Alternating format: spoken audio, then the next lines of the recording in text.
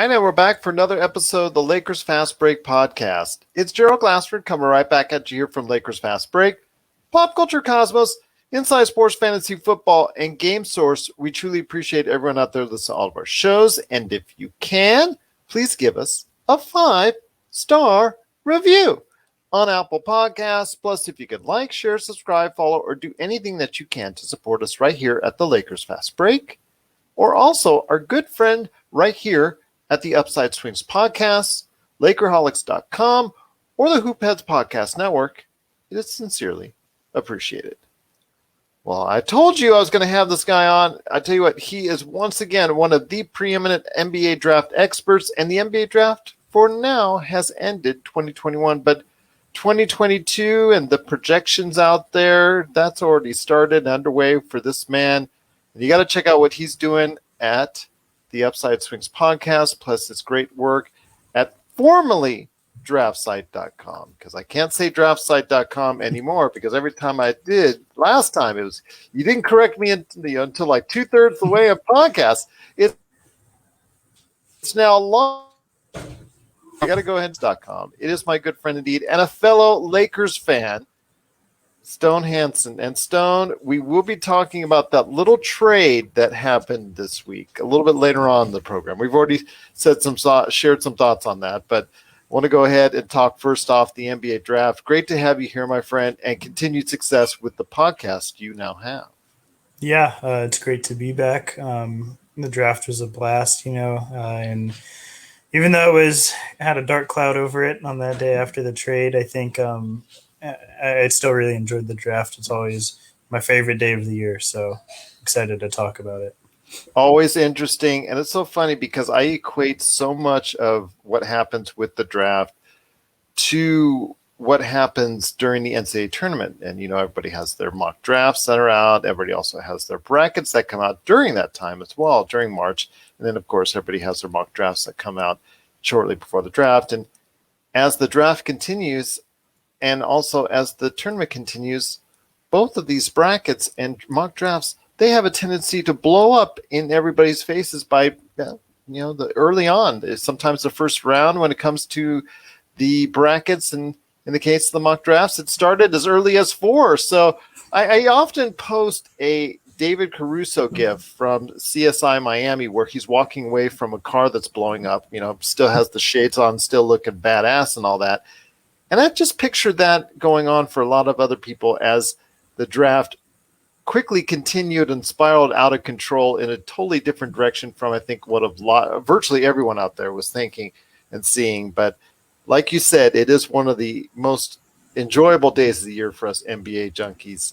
Pardon Rafael Barlow for NBA draft junkies, I should say, NBA draft junkies per se. Please go ahead and check out what he's doing. And yes, as I was driving up I-15, because I was delayed because of issues which you can hear about on the previous episode, Lakers Fast Break, I was streaming live the Locked On NBA Draft podcast with Raphael and Chad Ford and all that, and just hearing their perplexion on quite a few occasions was very funny and very amusing, and also very interesting for everyone out there. But you've got to be, like you said, it's just one of your favorite times of the year, but you got to be perplexed at some of the things that went on during the course of the draft, actually starting very early in the draft. Yeah, it started all the way at 4 when the Raptors took Barnes over Suggs. And then from there just carried on out. I think the next big surprise was at 6 when the Thunder took Josh Giddey. They had been linked heavily to James Bouknight before then. After that, it just kept coming. Another huge one was the Spurs taking Josh Primo at 12. So it was just one of the crazier draft nights I can remember.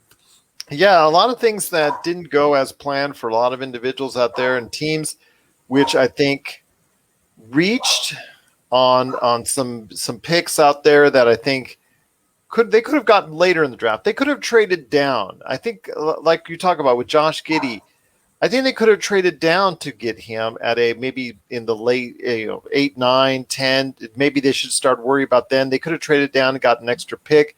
Same thing with the Raptors. I know Jalen Suggs have been talked about most predominantly at number 4. I still think maybe that was kind of a mistake. I know Barnes was high up on a lot of people's list because of his versatility, but I think Suggs is a winner. A lot of intangibles there. I just see so much from him that I just couldn't understand why he was falling so low. But we saw this throughout the night. We saw these players that we had projected high.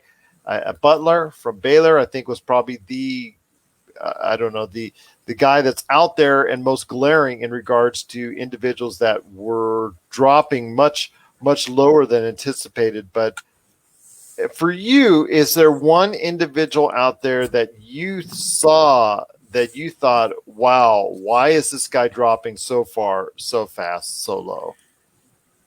Yeah, so with Butler, I've been high on Butler for a long time now, pretty much this whole draft cycle. Then I had him all the way up at 6 on my big board.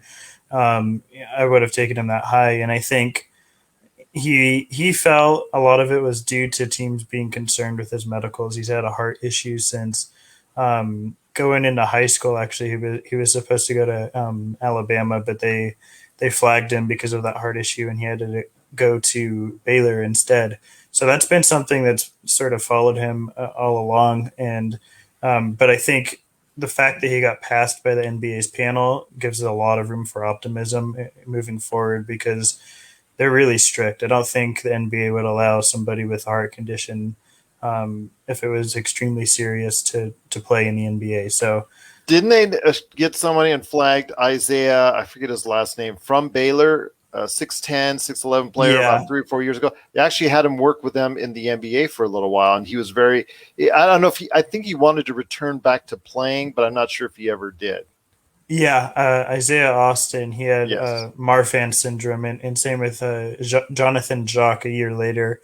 Those were both guys I actually liked a lot as well, and both had Marfan syndrome, which I'm not a doctor, obviously, so I don't know the ins and outs, but I know it's um, not very serious, and the NBA doesn't allow people that have that to play in the NBA. But the NBA is very strict in terms of health. I mean, they take it seriously, as they should. It's massive responsibility to have. So the fact that he passed that board and that panel, it gives me a lot of hope. But I think it scared off some teams. So that's the primary reason why he dropped. But the other guy I would say that I was shocked dropped to where he did was Sharif Cooper. He's somebody that, I mean, there's just really no, and to my knowledge, justification as to why he dropped that far. There's no health or anything. There's no, to my knowledge, character concerns or anything like that. So I have no Excellent idea. playmaker. Excellent Yeah, playmaker. he's I know his shooting was very suspect. yeah. I had him as a top 10 guy on my big board, and I figured he would fall into the late first. That's where a lot of people kind of figured, because he is, yeah, he is very short. He says he's 6'3", but I think most people know he's about 6 foot, and he's, He got measured at the combine about 6'4". What was going on with that? yeah. So that was an entry error where they put James Booknight's measurements in for Sharif Cooper.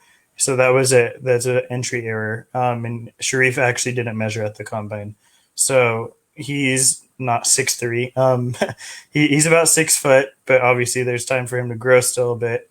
And he had major concerns in terms of the shooting and obviously defensively, but you don't come across guys like Sharif Cooper that can pass and shift defenses the way that Sharif can. He's one of the best ball handlers in this draft, an extremely talented passer, can see the floor.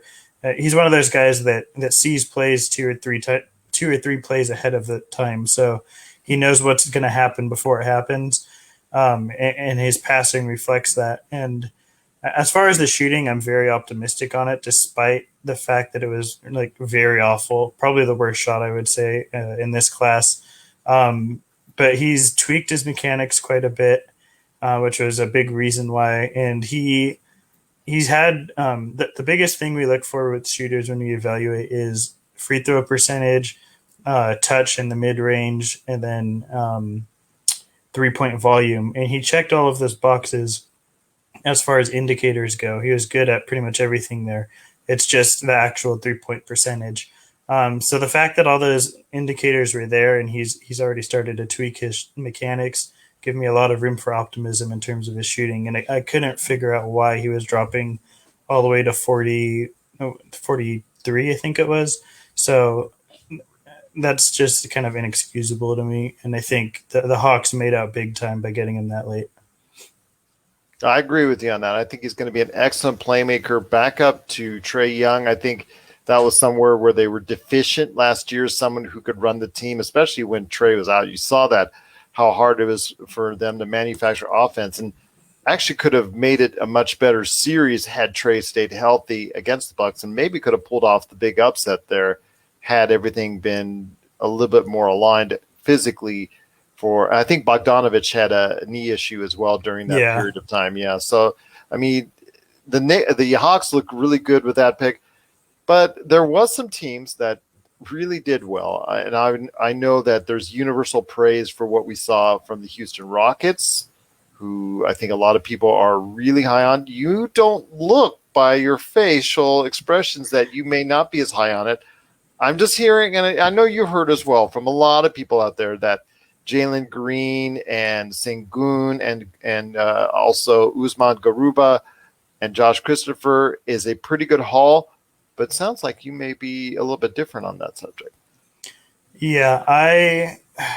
It starts with the Jalen Green pick. I mean, obviously, I can't nitpick it on it too much because Green was third on my board, and I think he's before I I'll put a disclaimer out that I think Jalen Green is a fantastic prospect. He's going to be really, really good.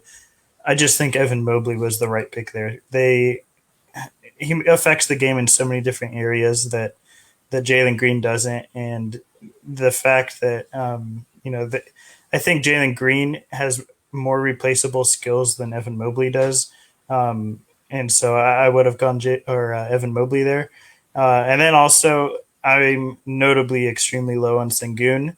I'm rooting for him. I think it sucks because he's actually a fantastic player. He's very polished, but what he does, in my opinion, just doesn't translate well to the modern NBA. He's sort of a back to the basket type center who predominantly scores in the paint and off of post touches. He's got extremely great footwork over there. He's so polished.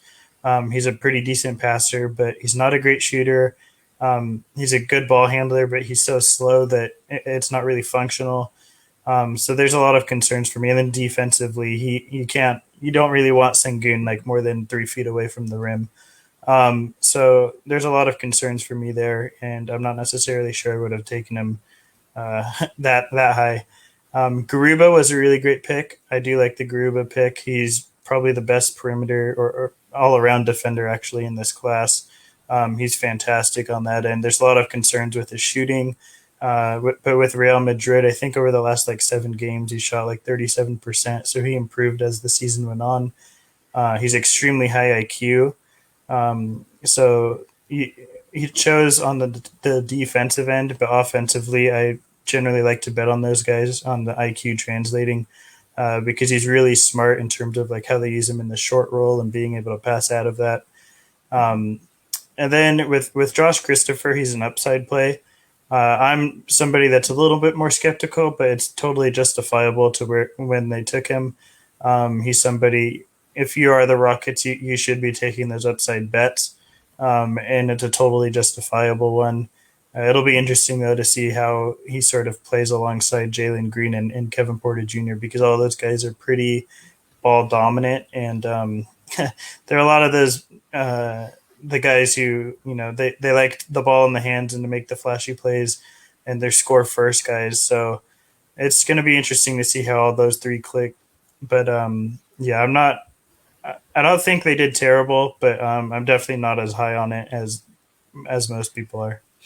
Well then, if that's the case, I mean, there's got to be a team or two or three that stands out for you. And I don't want to take all the teams that you were so high upon, because obviously I want people to go ahead and check out your show, the Upside Swings podcast, and because that's where you go into detail in regards to your thoughts on this year's draft. And I think it's a great place to go for people if they want to go ahead and check up on this year's and also next year's draft coming up. So I know you got some episodes on that, but is there any real standout teams that you just said, you know what, they just hit a home run?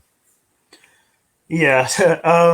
If you do listen to the Upside Swings podcast, I think a lot of people will know that Kai Jones to the Hornets was something we've been hoping for since pretty much last year. As soon as they took LaMelo Ball, we were like, that draft night basically was like, oh man, I hope next year Kai Jones goes over there. And somehow it happened. So we were really stoked about that. And, I think we talked about it really in depth on our podcast with our guest, Witch Carolina on Twitter. He's a great follow, and it's such a good fit because they already have Miles Bridges and PJ there. So having guys who are great lob threats that can also switch like that alongside LaMelo is just the ideal roster construction there. And then they got James Bouknight obviously at 11, who's I'm a bit lower on. I wouldn't have taken him that high, but I think he's going to be a fine NBA player. He's a good enough defender to where he'll be at the very least a net neutral on that end. And then as far as his offensive play, it'll be interesting to see how he pairs with LaMelo because he's I think most effective with the ball in his hands, but he's a fine off-ball player. I don't really have concerns about that. As a shooting guard, and he's an elite athlete. So even another lob threat for LaMelo. And then they got JT Thor, I think, at pick 39, who had as a top 10 player on my big board. I knew he would drop much farther than that in the actual draft, but he's somebody, both him and Kai Jones are guys that aren't going to be super productive in years, probably one or two. But moving forward after that, they're guys who, in JT Thor's case at least, is a 6'10", 18-year-old wing who can create for himself, can shoot, can defend, and all of those things are really valuable in a 6'10" player. So I'm really high on what they did in the draft. That would be my big winner probably. Can we start to say now that Mitch Kupchak might actually be doing a job well? I've always loved Mitch Kupchak's drafting. That's one thing I think it's very hard to say he does bad. Just leave him apart and away from the free agents. Is that correct? Yeah, I was about to say don't let him sign free agents, but definitely let him run your draft room. Especially at 12:01 right there at draft night, like previously. Yeah. Can you say Timofey Mozgov? But I digress there. But yes, it is Stone Hansen, the Upside Swings podcast. Now, I asked you for a winner, and you have a lot more winners on your show, the Upside Swings podcast. So I don't want to go into too detail on that for you because I wanted people to go ahead and check out your show, like I said earlier. But is there any losers? Is there any disappointments? Is there any teams out there that a lot of picks or had picks or even had a pick that you just thought was a swing and a miss? I know a lot of people are pointing to Oklahoma City. I think that's a lot of people trending in that decision. I am probably in the camp of that. I think they wasted a lot of their picks. I think a lot of their picks could have been better utilized. There were other players in that round, in that area, that I think could have served their future better. But you know what? That's Oklahoma City. They've got 10,000 picks, so they can go ahead and strike a miss a lot of times before it really gets concerning. But I want to hear your thoughts on who might have been a loser of the losers for the NBA draft. Yeah. I will say really quickly that I was a huge fan of Oklahoma City. They'd probably be another winner. So, yeah, that didn't surprise me because you're thinking opposite of the general direction of what a lot of analysts out there. So I think that's actually very cool. So that, yeah. Why is that the case? Because I'm kind of leaning against what they were doing. I kind of thought because they obviously did some trades as well, some of which I don't think they really needed to do to get the players that they got. Yeah, so they did need to make trades in terms of consolidation. They had obviously a lot of first round picks, so I really like what they did in terms of trading that sixth pick when the Rockets took Sengun, and they got 2 futures for that. getting 2 future firsts for the 16th pick is really No, strong that's value. good. Yeah. But the Um, Giddy pick, I think the yeah. Giddy pick. The Giddy pick was interesting because, well, for me, I had Giddy around like 12 on my board.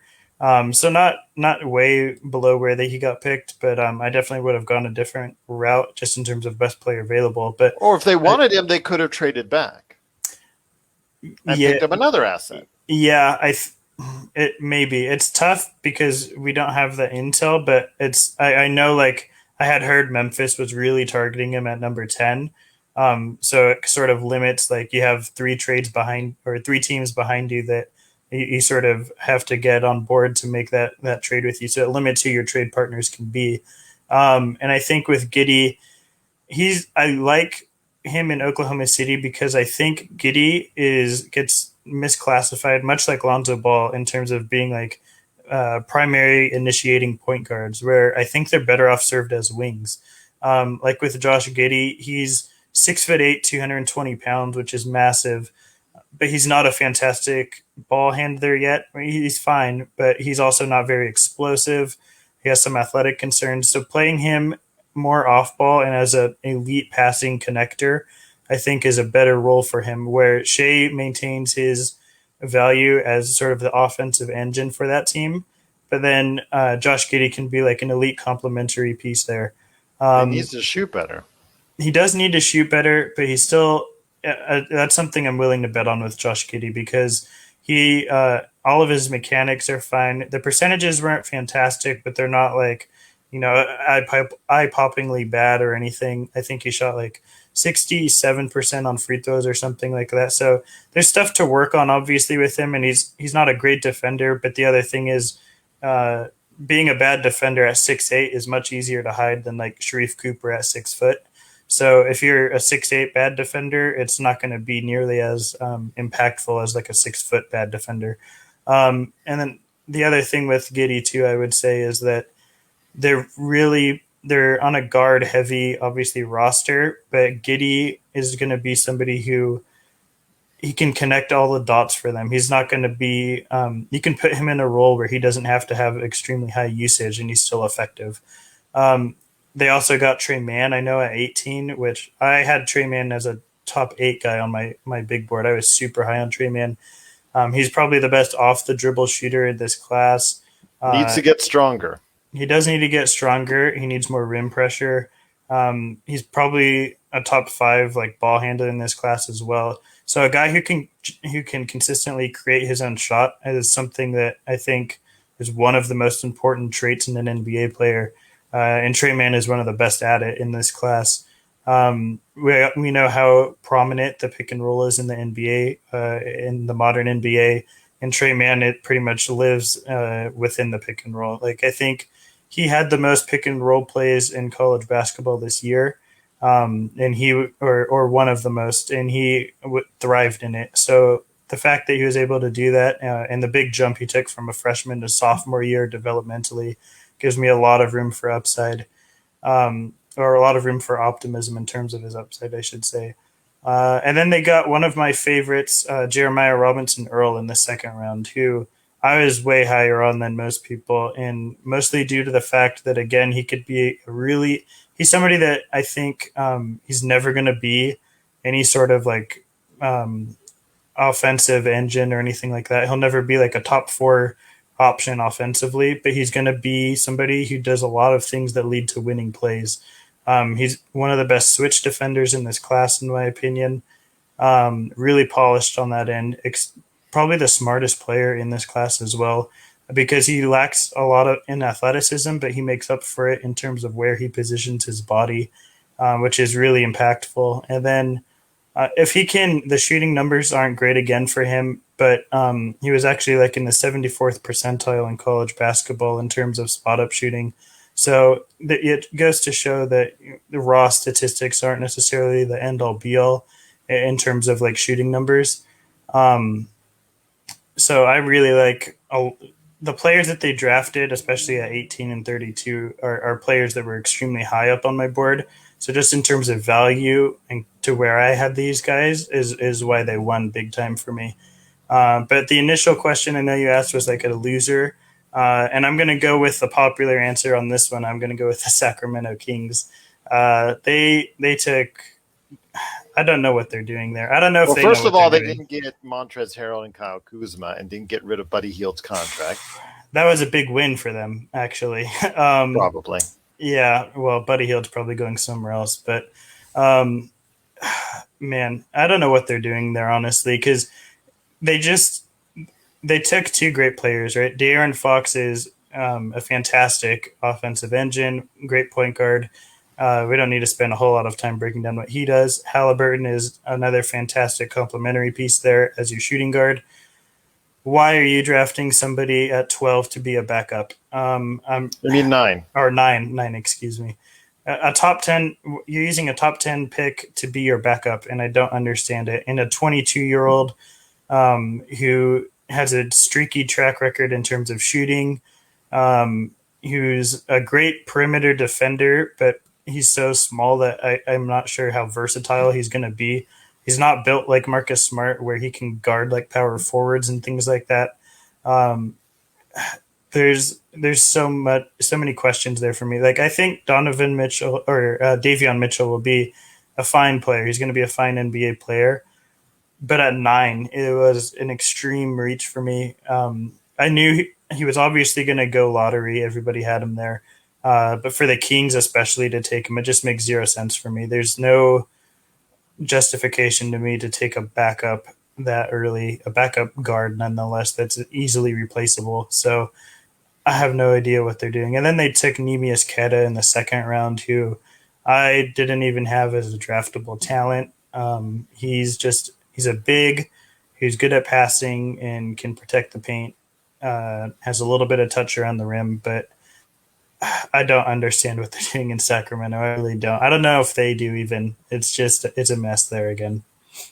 Well, Vlade Divac has already left, so you can't blame him, No, unfortunately. I think it's Vivek. Yes. Yeah, and yeah, they're going to He move might Buddy actually Hield. have he might actually be successful in having the team go ahead and play 4-on-5, just so there can be a cherry picker down on the other end. Yeah, I have no clue. And yeah, and then they got Tristan Thompson. We could go on and on about the Kings. It's so frustrating. And then Luke Walton is their coach, so it just adds fuel to the fire. But yeah, not a good draft night for the Kings, unfortunately, for Sacramento fans. The only other team I want to talk to you about, because again, I want to save a lot for your show, the Upside Swings podcast, and that is everybody's favorite talked about team, whether they're winning or losing. That's not the LA Lakers, and that is the New York Knicks. They've been a source of much conversation in the NBA draft. A lot of analysts, I will say, on the surface, again, you probably might say otherwise. Trending on this show, it seemingly that be the case, but a lot of people were disappointed in their selections, especially with what they had and what was available at that point in time. The fact that they had 2 picks, I think 19 and 21, if memory serves, originally. I understand that they made some maneuvers, did some things, did some tweaks, but I'm not really happy with what they did overall in this year's draft. Yeah, so with the Knicks, well, with the draft, it's when trades are made, it's extremely difficult to keep track of everything that's happening. I still haven't absorbed every single trade, so I can't really speak on in terms of like what their trades involved because it takes a few days for me to absorb everything and sort of get a grasp for it in terms of the moves that were made. But the Quentin Grimes selection in the first round was something I was not a fan of at all. I knew that he would go in the first round because he had so much buzz, especially after 2 big combine outings, which, we can get into the value of what that is.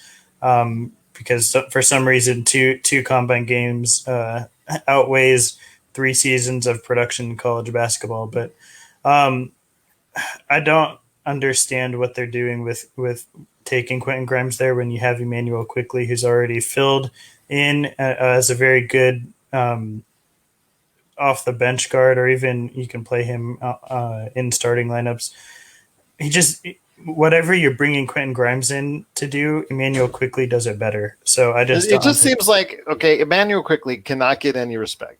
He was thought of as an afterthought second round. I had actually picked him somewhere in the late first round, which is eventually where he ended up going. And I was kind of higher on him than a lot of other individuals out there. And he proved to be having a great season, but he seems to be the type of individual that people always try to replace him with someone else. And I think that's probably going to be the justification of his career, is that he will always end up being or coming out on it a little, smelling like roses, because he provides so much to a team, but not to the point where you think, oh man, he's just really going to be our guy. Yeah. I mean, we'll see how the Knicks use him and Grimes. I would be pretty surprised if any of the three rookies they took, or four rookies, excuse me, are going to be getting like any substantial minutes because it is Tom Thibodeau and he doesn't like rookies. Apart from Emmanuel Quickly, but Yeah, I was going to say that. yeah. So, anyways, Grimes is just somebody. We talk about it on the Upside Swings podcast in terms of why I don't value elite shooting as much as most people. But Grimes is just that. He's a shooter. I don't really love his creation ability, especially like at a Quickly level. And we can move on to the other guys they took. Like I know they took Miles McBride at 36. I really liked that pick. I was super high on Miles McBride coming out of West Virginia. He's somebody who's good at everything, and it's really hard to say he's bad at any one thing. But it's really also hard to say he's like great at any one thing outside of defense. He's somebody who can play on or off ball, so it gives them a lot of lineup versatility. He's super strong, so that's he was actually in the 100th percentile in terms of post-ups as a guard in college basketball. He's somebody who, if he's able, he seems like a guy who Tom Thibodeau would give minutes to in his rookie year. He's a really hard worker, really strong defender, and that's pretty much what you need to be in a Tom Thibodeau rotation. But then you got two guards again in front, or Yeah. trying to put way in front of Emmanuel Quickly. Yeah, and then we'll see though what happens with Derrick Rose too, because if he were to move on, that opens up some minutes there. And then I loved their draft in And Alec stash. Burks. Yeah, and Alec Burks as well. I loved their draft in stash pick with Rokas Jokibatis. I know Rafael Barlow is also super high on him. I've been watching him for about 3 years now, playing overseas, and he's somebody who is, I would say, the best movement passer in this class. And what I mean by that is his ability to, off of drives, find guys on the perimeter or in the lane and get the ball exactly where they want it. He knows exactly where his teammates like to catch the ball. He'll always put it in the shooter's pocket. Really crafty guard. He's not super athletic. And he's got great touch, really good shooter. Defensively is where a lot of his problems lay. But he got better in terms of like defensive screen navigation, because a lot of times screens will impact, that'll just take him out of the play, but he's gotten better at anticipating them. I think he's going to Barcelona now. He'll probably go over there for at least a year or two, develop a little bit more, but I think he's going to be somebody who's pretty impactful when he does eventually come over, if the rights to him aren't traded by then. And then their last pick, if you have it, you might have to remind me who their last pick was. I should have it. Like I said, it takes me a couple days to fully grasp everybody who was taken. But overall, the Knicks did okay. The Jericho Sims, I think. Yeah, Jericho Sims. That's correct. He was picked almost third from last. Yeah. At that point, it's sort of just like preference over who you like the most. Sims is somebody who rose a lot throughout the combine again. Obviously had that popular sort of video where he hit his head on the rim during a pro day workout because he's super athletic. He hasn't really developed or grown during his 4 years at Texas, which is sort of, you never really want to see flatline development. That's sort of a red flag for me. And it is what it is. It's the 58th pick, so it's really hard to nitpick at that late in the draft, but not probably who I would have gone with.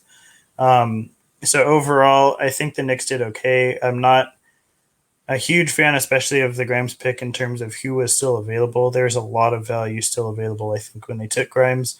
But the fact that they got Jokibatis as their probably my favorite draft and stash guy, along with Miles McBride, sort of makes up for it a little bit. So they did okay overall, I would say. If I had to give them like a grade, I would give them a B, probably a solid B. So they came okay with the draft. And that's just a taste of what you can listen to at the Upside Swings podcast, where I'm sure Stone goes into even more detail on many of the winners and losers and impressions of the NBA draft. Join him and the rest of the guys. I've been on that show. I had a fantastic time. I hope I will be allowed to come on to that show at some point in time again. In fact, I think I went viral amongst the Lakerholics community after I went on that show and made the comment I did that the best option was to not draft the number 22. But Which in we didn't. yeah, which we didn't. And in hindsight, maybe I was wrong in that because what they did with that number 22 pick, and also as well what they did with KCP, Kyle Kuzma, and Montrezl Harrell, who opted into his contract for this year, they got traded for 2 second-round draft picks in 2024 and 2028, and a guy known as Russell Westbrook, who brings with him a lot of baggage, a lot of money, and a lot of other things as well. But my friend, as I get you back here on the show, I know you and I already had a lot to say about it before we went on the show. I know if people hear my Russell Westbrook to the Lakers episode we just did, the one that you will hear before this, I have a lot to say on that show. I can just say I am not in favor of it. The optics, it just doesn't make sense to me during the playoffs. I'm not talking about the regular season, because if LeBron and AD are healthy, you can roll out 3 junior college guys and you're going to probably win close to 50 games. I mean, I see easily still a 50 to 55 win team, no problem. It's the playoff matchups that count. And Laker Tom was saying it's all about stars. It's all about stars. And I said, no. It's all about matchups.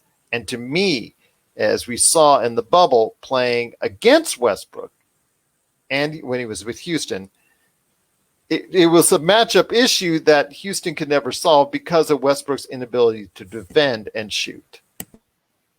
Yeah, it's all about stars, but it's all about stars that can fit together. And I think with Westbrook, it's very difficult to construct a team around him, let alone a team that consists of LeBron and Anthony Davis, because now you're taking a lot of usage out of LeBron's hands. We've seen Westbrook cannot play off ball. It's not in his DNA. He's never going to be able to do it. No matter what he says, it's throughout his career, he'll never be an off ball player. And then to force LeBron into that role, you're taking away LeBron's most effective attribute, which is being an on ball guy. He's still remains one of the best in the league at it. And to take that away and give it to Westbrook, who has tons of shooting difficulty. And the problem with Westbrook is if it doesn't go down, he will keep shooting. And if Westbrook isn't efficient or getting to the rim efficiently, which we've seen drop off a little bit, he's getting older. The athleticism is fading. If he can't do that effectively, offensively, I really struggle to see what he brings to the table outside of advantage creation. He is going to be a guy who will consistently be able to create for others just because he's so athletic. Despite it, taking a step back a little bit, it's never going to be to the point where he can't create for others.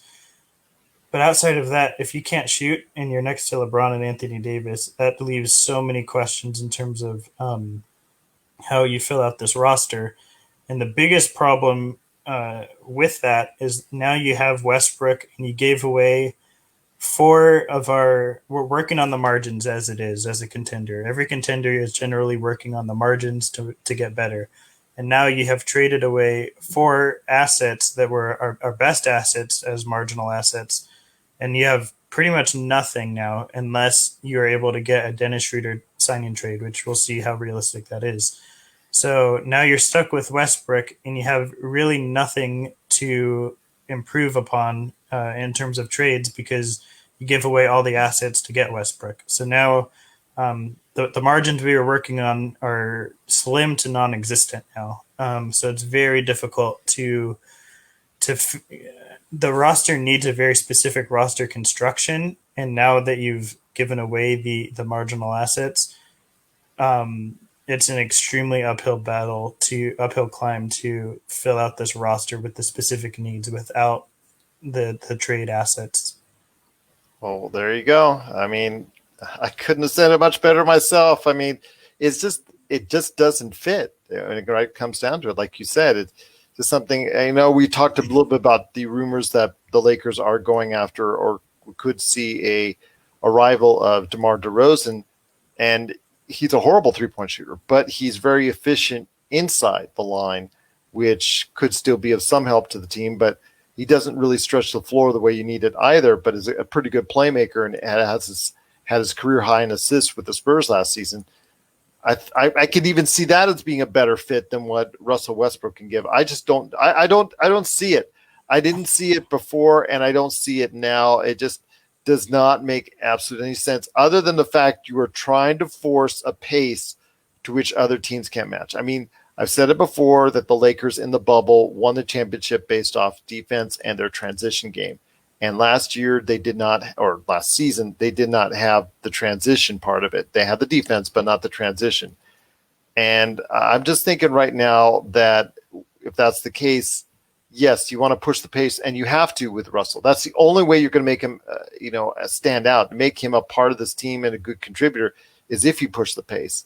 And otherwise, I just don't see it working. But in the playoffs, it just comes down to matchups, no matter how many stars you have. And if you have someone that deficient in certain areas, I mean, it stands out like a sore thumb. Yeah, and you talk about DeMar DeRozan, who I think for the Lakers at this point, DeMar DeRozan is probably the best talent that they can reasonably acquire. I know a lot of people will throw out other names, but it's just unrealistic at this point.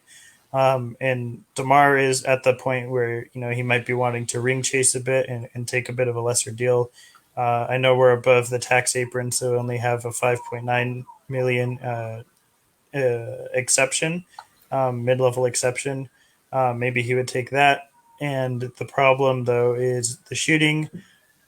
So in that case, you probably want DeMar DeRozan coming off the bench and being your lead bench scorer. But at the same time, some of those starters are going to be playing with the bench unit, and then you're going to have just more spacing issues. So no matter where you put him, it's just going to be sort of picking the lesser of the two evils in terms of where his space creation or space deficiencies come in. And then there's rumors about like Lamelo Ball or Carmelo Anthony. Sorry, I got my Melos mixed up.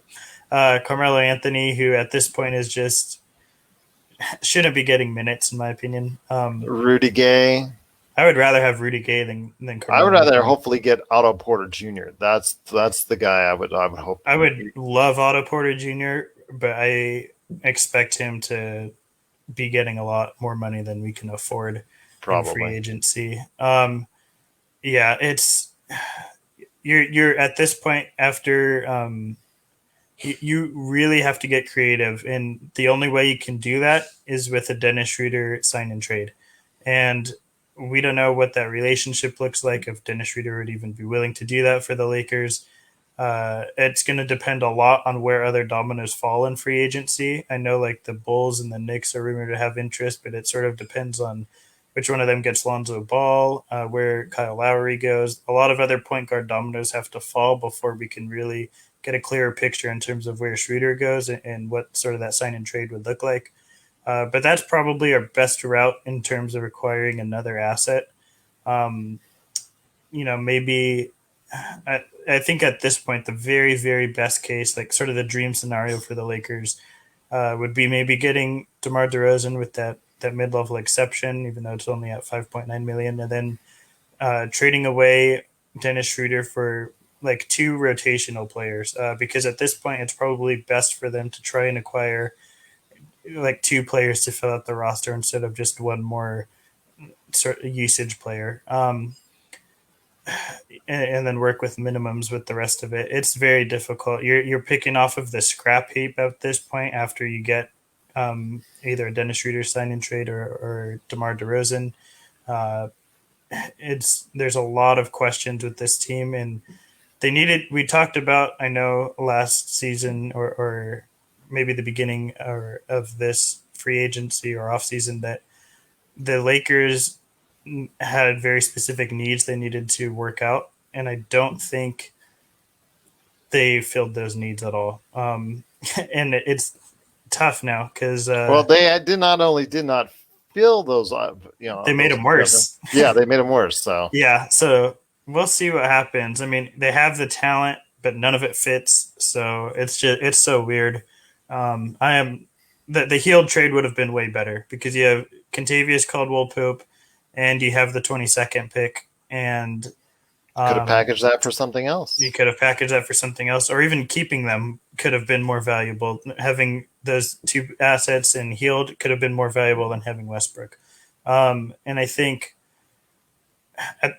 Healed, honestly, or even KCP, honestly, what they bring to the table is more valuable to the Lakers than what Westbrook brings to the table. And that's not to say either of them are better players than Westbrook, but the skill sets that they bring are more valuable than what skill set Westbrook brings to the Lakers. And it's a lot of people are going to get wrapped up in the big name, but it's just not viable, in my opinion. I'll tell you what, my friend, I feel the same way that you do, but I'm hoping that both you and I are proven wrong. I hope It's not, so. especially when it comes to the playoffs. Again, I don't see this. I see there's going to be that maybe some times of agitation for LeBron, and maybe like you said, it's not going to click 100%, or the mix and the fit is not going to be exactly right. But I think they can work through it during the regular season.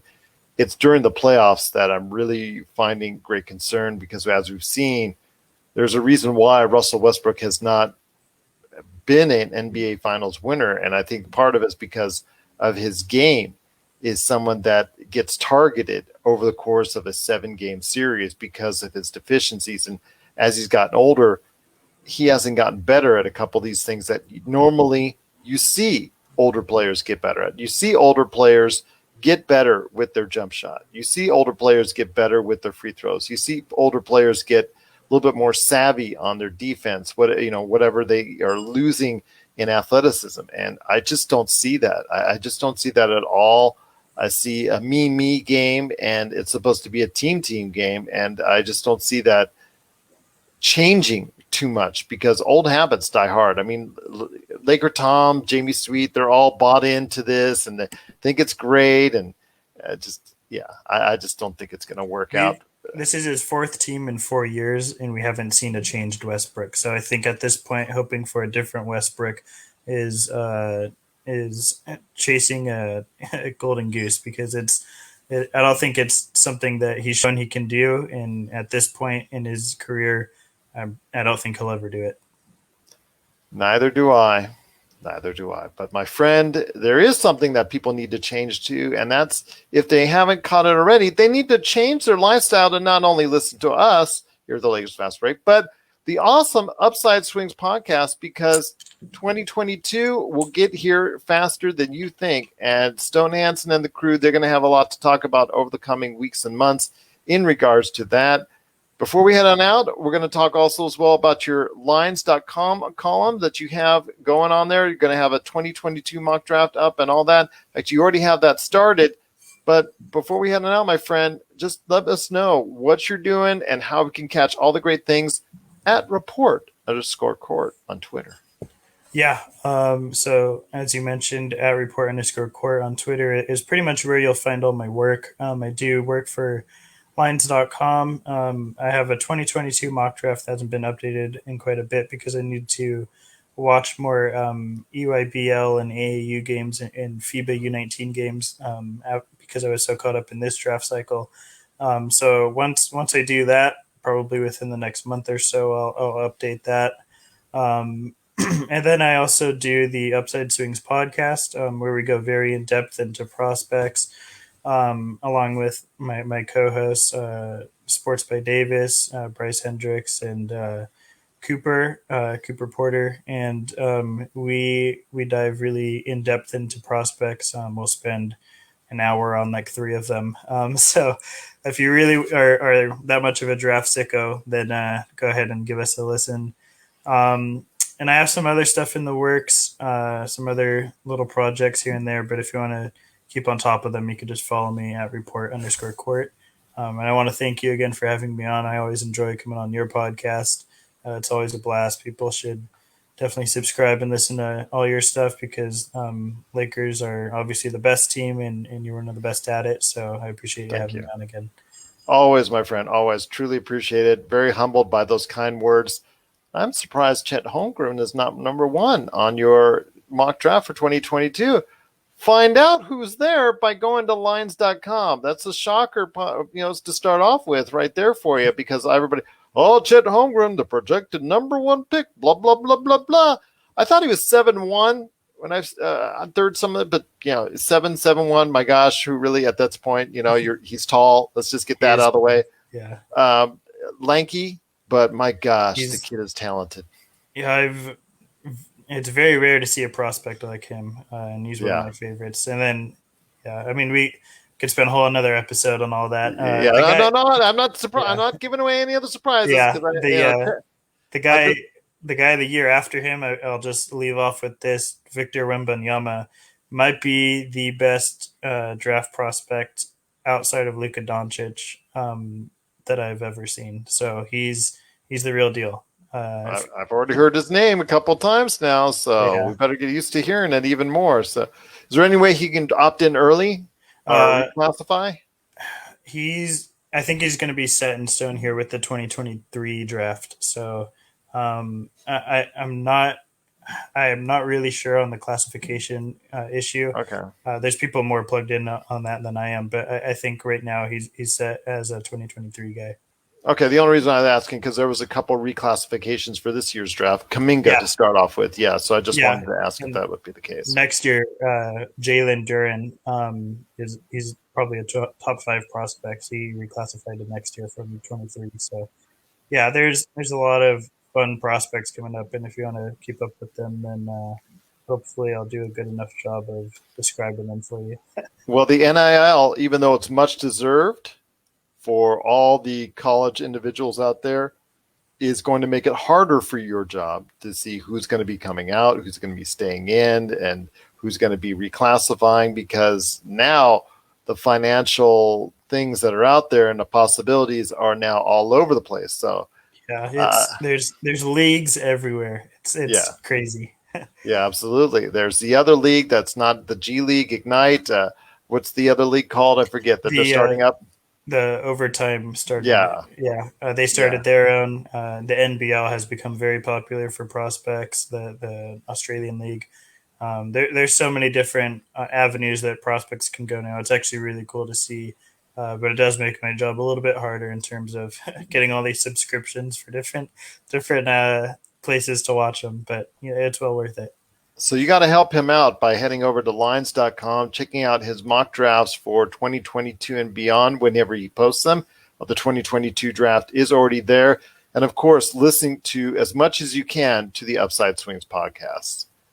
Well, Stone, great to have you back on. Again, the red carpet is always out for you, but you know that. In fact, it's lined. I recolored it. I colored it purple and gold just for you, my friend, as a fellow Lakers fan. Hopefully, you and your hair will not be as gray as mine by the end of next season after a season of Russell Westbrook, because that would be bad. It might be honestly. He's going to put us through the ringer. I can tell you I can tell you right now. So, my friend, though, it's still great to have you on. We're going to bring you back on with your thoughts on the Lakers, this upcoming draft in 2022. We even talk about 2021. In fact, come on down the line and we'll talk about to see how these rookies are progressing. We'll give progress reports. I'd love to have you on for that. But Stone, it's just great to have you on. Any last thoughts on the way out? No, I think we pretty much said it all. Just thanks again for having me, and hopefully everyone listening enjoyed. I hope so as well. I know they did because, they've got you hooked up right here. But again, please check out what he's doing at lines.com. Everything that you follow him. Follow him at Twitter at report_court. And of course, his great podcast, the Upside Swing podcast as well. But Stone, great to have you here once again. Looking forward to bring you back on when you can, the Mr. Busy Man that you are. But please come back. You're welcome anytime right here at the Lakers Fast Break Podcast.